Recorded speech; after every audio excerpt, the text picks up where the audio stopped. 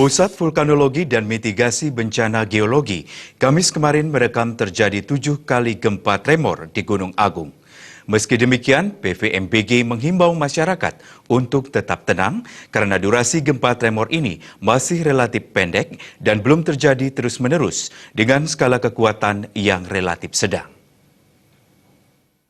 3 pekan berada dalam status awas sejak 22 Oktober 2017 lalu, Kamis kemarin, Pos Pengamatan Gunung Api Agung Pusat Vulkanologi dan Mitigasi Bencana Geologi Desa Rendang Karangasem mencatat terjadi 7 kali gempa tremor di Gunung Agung dengan durasi 70 hingga 160 detik. Gempa tremor non-harmonik dengan durasi relatif pendek ini terjadi dalam rentang waktu pengamatan pukul 12 siang hingga pukul 24 dini hari.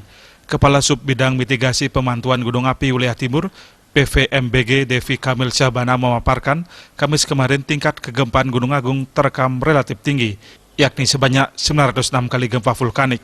Tingginya gempa vulkanik ini mengindikasikan ada penambahan tekanan dalam tubuh Gunung Agung, yang dalam kondisi tertentu bisa mendorong terjadinya tremor non-harmonik. Ia memaparkan tremor non-harmonik merupakan rentetan beberapa vulkanik, di mana satu gempa muncul sebelum gempa sebelumnya selesai. Secara fisik, gempa ini merefleksikan aliran fluida magmatik. Selain itu, tidak semua tremor seperti ini diikuti letusan kecuali kalau sudah menerus. Dengan kondisi ini, masyarakat diminta tetap tenang karena durasi gempa tremor ini masih relatif pendek dan belum terjadi terus-menerus dengan skala kekuatan yang relatif sedang.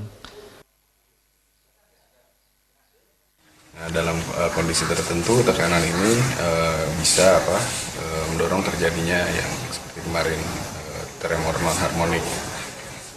Tremor non-harmonik juga disebut sebagai tremor spasmodik ya, itu adalah rentetan gempa-gempa vulkanik yang terjadi. Jadi satu gempa muncul sebelum gempa sebelumnya selesai.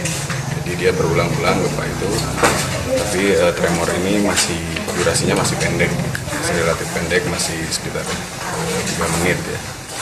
Diskrit, jadi artinya dia belum tremor menerus, amplitudenya juga belum overscale. Ini sebetulnya mekanisme yang terjadi adalah adanya pergerakan fluida magmatik ya di bawah, karena kelebihan ketekanan dia harus bergerak dan bergerak secara bersamaan. Jadi seperti manifestasi permukaan. Sementara dalam pengamatan selama 12 jam terakhir dari pukul 00 dini hari hingga pukul 12 siang ini belum terekam adanya gempa tremor lagi. Gempa yang terekam yakni gempa vulkanik dalam sebanyak 227 kali, vulkanik dangkal 121 kali, tektonik lokal 33 kali, dan tektonik jauh 2 kali.